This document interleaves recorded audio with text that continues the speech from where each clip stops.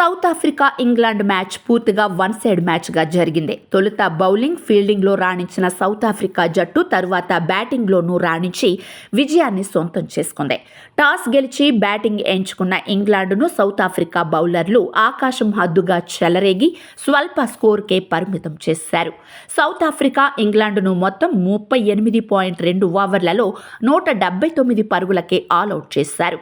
ICC champions trophy 2025లో group B ఆఖరి league దశ మ్యాచ్లో సౌత్ ఆఫ్రికా ఇంగ్లాండ్కు చేదు అనుభవాన్ని మిగిల్చింది. కరాచీలో శనివారం నాటి ఈ మ్యాచ్లో టాస్ గెలిచిన ఇంగ్లాండ్ తొలుత బ్యాటింగ్ ఎంచుకుంది. మొదట ఫిన్సాల్ట్, బెన్ డకెట్ దూకుడుగా ప్రారంభించారు. కానీ పేసర్ మార్కో యాన్సెన్ దాటికి సౌత్ ఆఫ్రికా టాప్ ఆర్డర్ నిలబడలేకపోయింది. యాన్సెన్ కీలక వికెట్స్ 3 తీసి సౌత్ ఆఫ్రికాని కష్టాల్లోకి నెట్టాడు.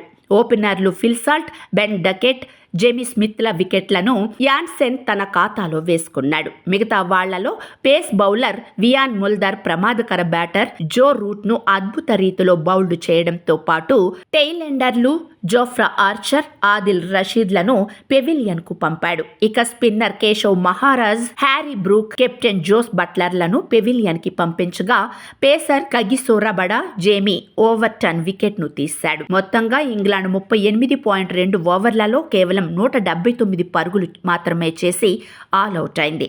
స్వల్ప లక్ష్య ఛేదనతో బ్యాటింగ్కు దిగిన దక్షిణాఫ్రికా 29.1 ఓవర్లలో 3 వికెట్లు కోల్పోయి లక్ష్యాన్ని ఛేదించింది. డెస్సెన్ 72 పరుగులు, క్లాసెన్ 64 పరుగులు, రికెల్టన్ 27 పరుగులు, మిల్లర్ 7 పరుగులు చేయగా స్టబ్స్ డకౌట్గా వెనుదిరిగాడు. ఇంగ్లాండ్ బౌలర్లు జోఫ్రా ఆర్చర్ 2 వికెట్లు, రషీద్ 1 వికెట్ తీశారు. ఇప్పటికే సెమీస్ నుంచి వైదొలిగిన ఇంగ్లాండ్ తన చివరి లీగ్ మ్యాచ్ను ఓటమితో ముగించింది.